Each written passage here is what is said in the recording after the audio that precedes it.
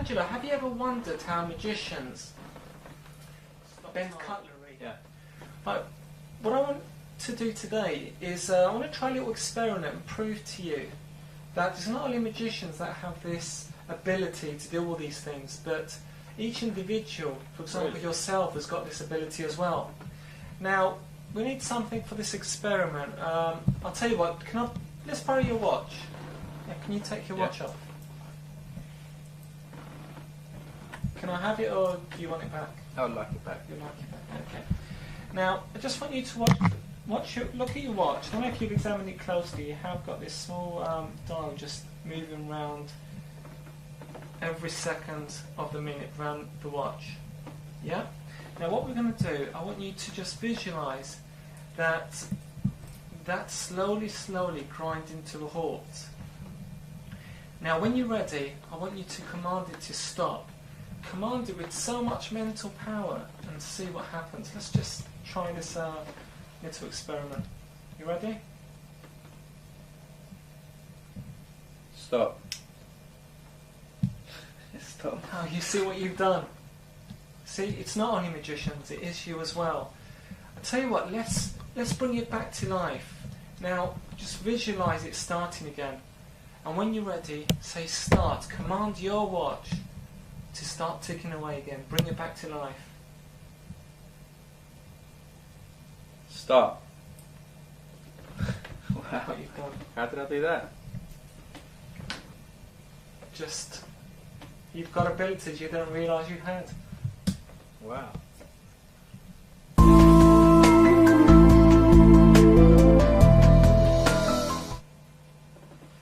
Before explaining this particular routine, we like to give a disclaimer and just make a note that watches are not designed to be exposed to magnetism, especially any lengthy time.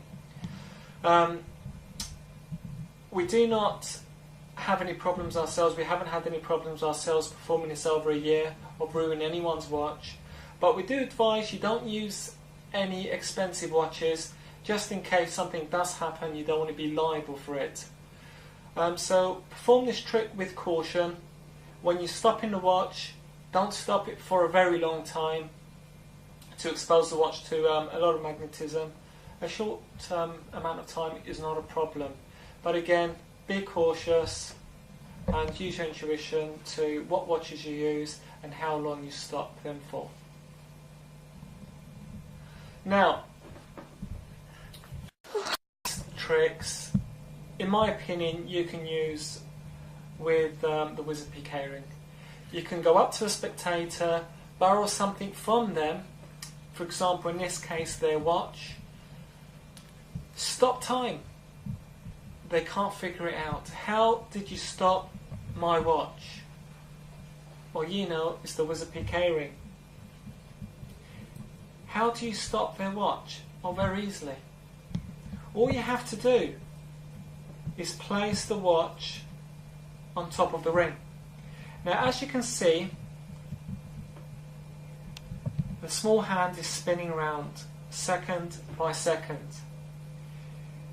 Now, to get your bearings of exactly whereabouts on the back of the watch to place the ring, I would say somewhere around the middle.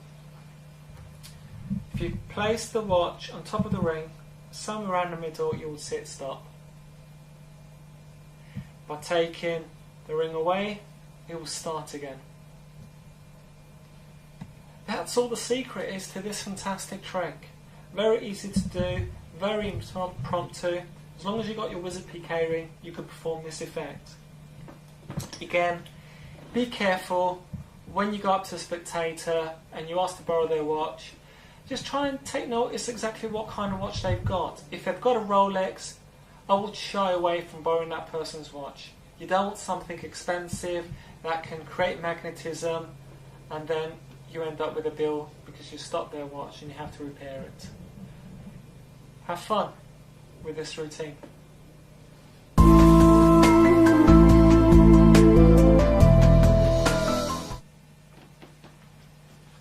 Choose any card you want. Any card you want. Sign your name across its face.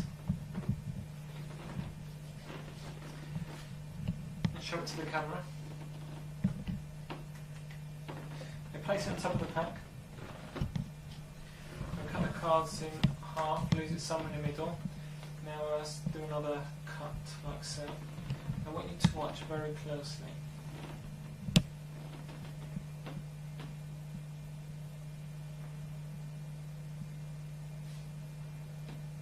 Just command it to move to the side. Is that your card? Yeah, that's amazing. 6 of clubs.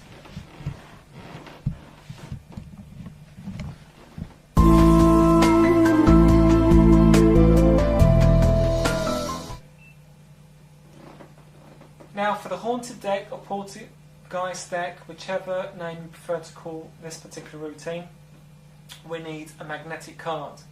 Magnetic cards you can purchase from your favourite dealer, or you can make them up yourselves with a magnetic card DVD that's already out there. Now I always start with a magnetic card on the bottom of the deck. Some people start with magnetic cards at the top of the deck. It depends on how you cut the deck basically. I get a spectator to choose a card, any card they want. Let's say they've chosen that card, the 6 of diamonds, and I get them to sign it. Once they've signed it, I get them to place the card on top of the deck. Now the magnetic card's on the bottom and their signed card is on the top. I then cut the card in the middle and I complete the cut. Now what this will do is bring the magnetic card on top of their chosen card. Now what I need to do is bring the magnetic card and their chosen card more to the top. Now what I do, if I show you a review angle, I'll riffle the cards from the back until I come to the magnetic card. You're able to fill the double card, just drop down, and you know to just riffle a few more cards and then cut the deck there. So now you've brought the magnetic card and their chosen card more to the top of the deck. Now with a wizard peak herring you would move the magnetic card, and what that will do is move all the cards on the top and reveal the top card on the remainder pile of the cards, which is their chosen card. So if I just show you, if I wave my hands over the cards like this, you would actually see the cards move slightly. As you can see, the magnetic card is moving all the cards, just like so. Now if I move these to one side, the top remaining card will be the spectator's sign card.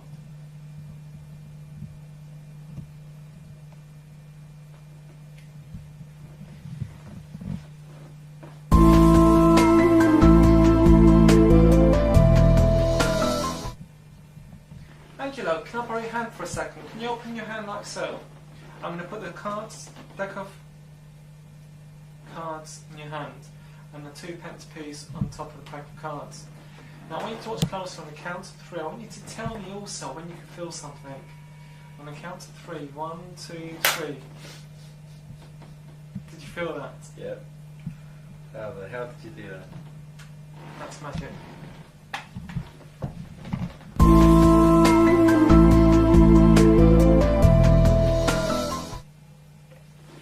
Now for this effect, again you need the deck of cards. One of the cards in the deck needs to be a magnetic card.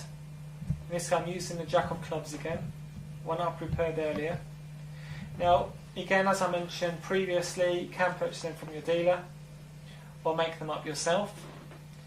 Now the way this is put into place, I'll have the magnetic card on the bottom, and I'll place the whole deck with the magnetic card on the bottom inside the card case.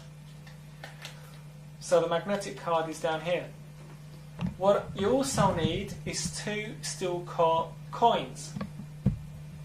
The reason you need 2 is because one's going to disappear and the other one's going to appear inside and drop inside the glass. Now in the explanation, in the trailer that we showed you the trick being performed to a spectator, I performed the effect in the spectator's hand. You can perform it in the spectator's hand, or you could also perform it in going through a glass. Whatever you prefer, it's your choice. Now with the magnet on the bottom of the deck, you place the whole deck on top of a steel coin and it will be attracted to the magnet through the card case. And that's hidden all the time, so the spectator never sees that coin. So what you do, you get the whole deck, you place it on top of the glass, and you put the other steel coin on top of the card case. Now what you do, on the count of 3, 1, 2, 3, you bang on top of the coin, that's attracted to the magnet, and the other coin is dropped into the glass with the force of the bang is released from the deck. Now if I just show you 1, 2, 3, if I bang on top of the coin, the one that was on the bottom is released and the one on top is attracted to the magnet.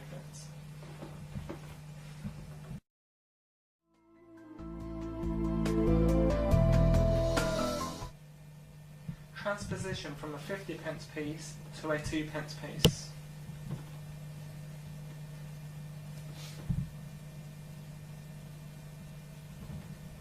Recording. Transposition from a 10p piece to 1 penny. It's really, really good.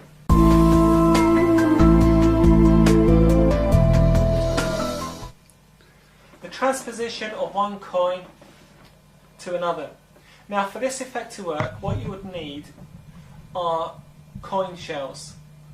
Now what is a coin shell, some people may ask? Well, what they are, they're coins that look like coins, but in fact have got a hollow insert. And what this enables you to do is cover one coin with another, so they look normal. In this case, I've got a 2p and a 1p, and I'll be covering a 10p and a 5p. The 10p with a 2p and the 5p with the 1p. Now these are attracted to a magnet. Now you've also got a 10p version and a 50p version, but I'm not using these for this demonstration.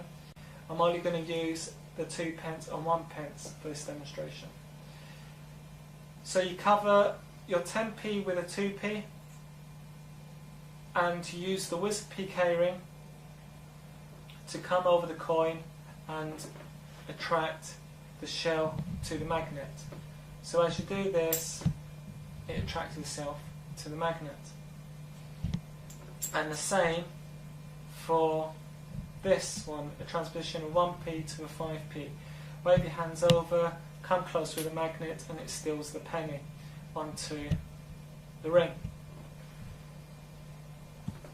Now, quite a lot of people complain about the noise that appears when you do the transposition of one coin to another, and no one's actually come up with a solution of getting rid of this noise until now. Jim Trainer, our business partner, has come up with the most obvious disguise of the noise, and that's by using something you can find available from your local shop. In fact, if you can't find them, contact us and we'll be happy to supply them with you. The secret is a glue dot. How does this work? Well, you get a glue dot and you spread it on the underside of your ring, like so. Of course, I've already had one in place there, just to eliminate the second phase of getting a second glue dot and spreading it over again. Now, when you do the transposition and you bring your hand over, it doesn't make a noise.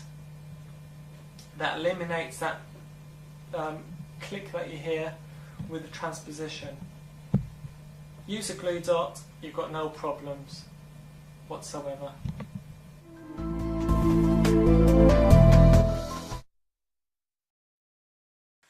I've got a bag here full of different coins throughout the world. Now, what I want you to do, I want you to put your hand inside the bag, shake the coins around a bit, and just randomly pick any coin you want, without looking, of course. Okay?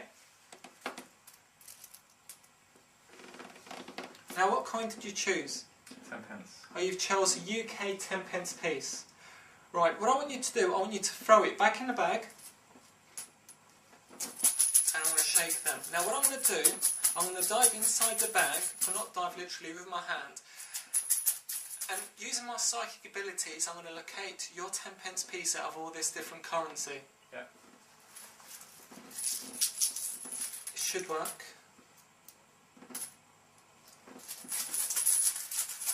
Here you go, I think. Yes, that's it. It's good, isn't it? It'll be 10p's. Alright, I'll let you in to see. I've been caught this time. I have to be honest with you that all the coins are 10p pieces. But we take this one step further, okay? Although they are all 10p pieces, what I want you to do is sign your name on both sides of this 10p piece.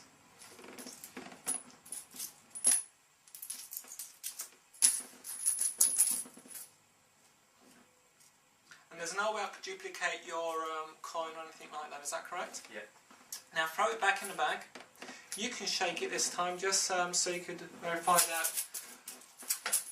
I'm not manipulating this situation. Yeah. Okay. Now, I'm going to dive inside and hopefully just feel.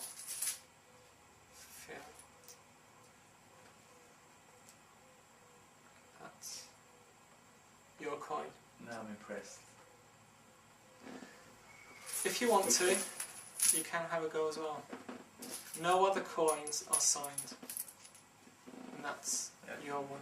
Wow.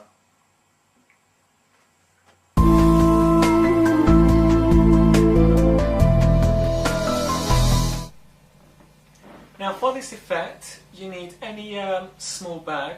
Well, I think this bag's about an average size for this effect. You don't need something too big or too small that you can't put your hand in. For your information, this is actually one of my old egg bags, and I found it's the right size and I can perform this trick really well with it. What you also need is about a dozen coins. In this effect I used 11. One of them needs to be attracted to a magnet. Now this is a magnetic 10p. At the same time I've got 1, 2, 3, 4, 5, 6, 7, 8, 10 normal 10p's. So you can't tell the difference between a magnetic 10p or a normal 10p. You can, if you want to, use steel core coins. As long as one coin is attracted to a magnet, this trick would work. Now don't use a dozen 2p steel core coins because you're not going to be able to differentiate between the magnetic one, the chosen one by the spectator, to the rest.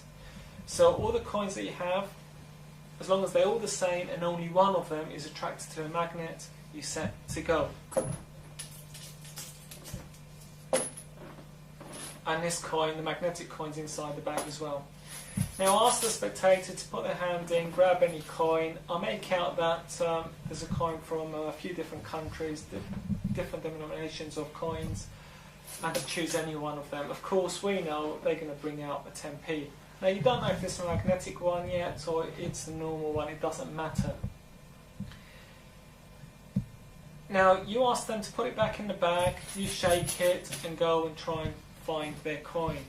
Of course this time what you do, you grab all the coins in the palm of your hand inside the bag and you slowly tip them downwards, and as you're doing that the magnetic coin will be attracted to the magnet. Now if it doesn't work the first time round, you try it a couple of times until you come to that situation inside the bag. Now you just grab it with your thumb and first finger and bring it out and say, I found your coin. Now at this stage the spectator is going to laugh and think that you a joke and be very suspicious that the rest of the coins are the same as this. So there's no way they can fail. You can fail. Of course it's a running gag, it's a laugh at this stage, and you take the trick a step further. Now what you've done, you've actually separated the magnetic coin now, and this is the coin the spectator's going to sign. So you ask the spectator to sign this coin on both sides or just one side, and you throw it back in the bag, and this time you are going to find and locate their coin, their signed coin amongst the rest. This time it's a completely different effect because Although they're all the same, only one coin signed by the spectator. There's no duplicate signed coins because they only signed one. And for you to find it, it's a miracle. How did you find one coin out of 12, especially the signed one? There's a couple of tips of what not to do whilst you get the spectator to sign the coin. If you purchase a magnetic coin from your magic dealer, do not get the spectator to sign directly on top of the coin, especially with a Sharpie, a permanent marker, because what you will find after it dries, you'll find it really difficult to take their signature off. What you need to do is go and get some acetone, nail varnish and rub it off and it will come off, but that's hassle. So let's simplify things. If you use a magnetic coin that you've purchased, use one of these stickers. A small sticker, just stick it on one side of the coin. You could stick one on the other side as well. And then get the spectator to sign both sides. So this way, when the trick's done, all you have to do is just peel the sticker or throw it away and you've got your intact magnetic coin in place. Alternative way is to use a steel core coin, for example 2p UK steel core currency. This way you could get them to sign directly on the 2p. Big deal, all it is a 2p. You've got loads of those. When you go shopping next time, use one of those as currency and that's not a problem, but you can't do that with a coin that you purchased because you'd be spending a lot of money.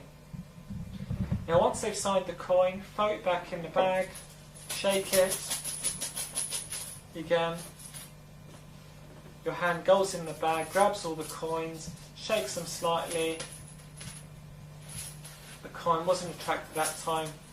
Do it again, making out that you're trying to fill the coins until your magnetic coin is attracted to the magnet. And this time it did. Bring it out and the spectator's amazed. You've actually found my coin. And that's how this trick's performed.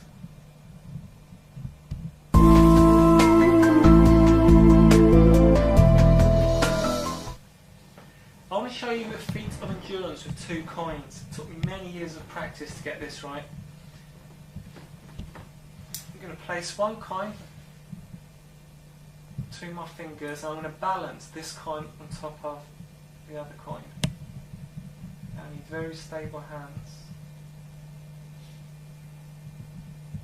And watch it balance. And I'll tell you what, I want you to have a go.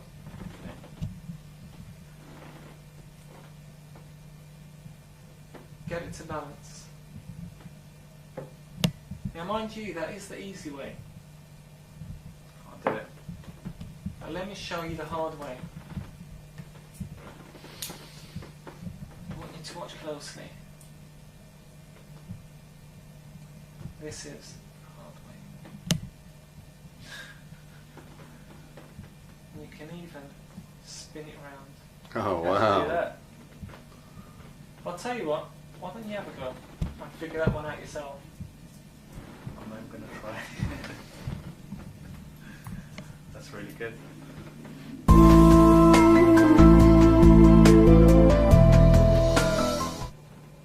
Nice little quick impromptu effect using 2 English 2p's. Any 2 coins that are attracted to a magnet, steel core coins, would work for this effect. Now, the way it works, when one coin is attached to a magnet and it's held there for a couple of seconds, the coin starts getting more magnetized and you're able to hold the other steel core coin on top or underneath the other one, so the magnetism is travelling through the steel core coin to the other held in place. Now there is a little tip of where to place your ring, right towards the end of my finger. I always bring the ring slightly forward, about an inch, so it could be just before the knuckle. just before the knuckle on this end. The reason is you cannot really hold the 2p on top of the ring in a convincing manner. But if you bring the ring forwards this way slightly, you're able to hold the coin in a much more convincing manner. Now, with the first effect for the coin to balance on top, I found it more convenient, and it was a suggestion of someone on the forum.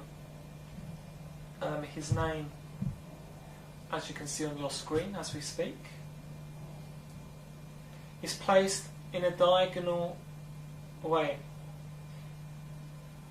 Now this helps it balance more, and because they are both magnetized, they are held in place even more, so there's no way the coin's going to drop. Of course, if you in a hurry, of course it's going to drop, but just take your time, be careful, place it on top in a diagonal form, and it will stay in place. Sometimes you'll see the coin moving and aligning itself with the coin.